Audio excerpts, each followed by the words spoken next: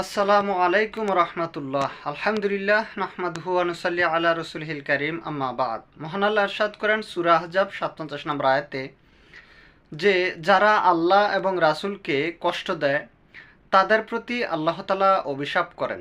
যে সমস্ত লোকেরা আল্লাহ এবং রাসূলকে কষ্ট দেয় তাদের প্রতি অভিশাপ এবং তাদের প্রতি রয়েছে পরকালে অপমানজনক শাস্তি।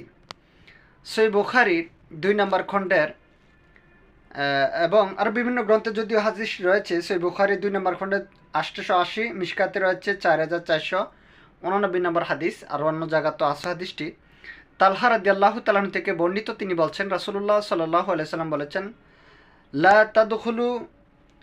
লা তাদখুলুল মালাইকাতু বাইতান ফিহি কালবুন ওয়ালা তাসাইরুন। অর্থাৎ রাসূল সাল্লাল্লাহু বলছেন, আল্লাহ তাআলার রহমতের ফেরেশতারা ওই সমস্ত ঘরে প্রবেশ করেন না যে সমস্ত ঘরের ভিতরে কুকুর কিংবা কোনো প্রাণীর ছবি থাকে। অর্থাৎ কোনো কুকুর যে ঘরে থাকবে অথবা কোনো প্রাণীর ছবি যেই ঘরে থাকবে সেই ঘরে কোনো রহমতের ফেরেশতা অবতীর্ণ করেন না বা তারা প্রবেশ করেন না। তার মানে হচ্ছে যে সমস্ত ঘরের ভিতরে কোনো ফিরের ছবি মূর্তি টাঙানো হয় অথবা কোনো ব্যক্তির ছবি টাঙিয়ে রাখা হয় অথবা কোনো হোক সে মৃত কিংবা জীবিত পিতামাতার ভাই বোন যেই কারো হোক না কেন, কারো ছবি টাঙিয়ে রাখলে ওই ঘরে রহমতের ফেরেশতারা প্রবেশ করেন না। সুতরাং যে কোনো মুহূর্তে ঘরের ভিতরে মানুষের মৃত্যুবরণ হয়, অতএব রহমতের ফেরেশতা যদি আপনার সেই মৃত্যুকালীন আপনার সন্নিকটে না আসে তাহলে আপনি ফিতনার মধ্যে নিপতিত হয়ে যে কোনো মুহূর্তে ঈমান হারা হয়ে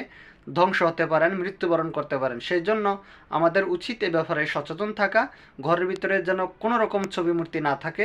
আল্লাহ তাআলা আমাদেরকে সে তৌফিক দান করুন, আমিন। আসসালামু আলাইকুম রহমতুল্লাহ।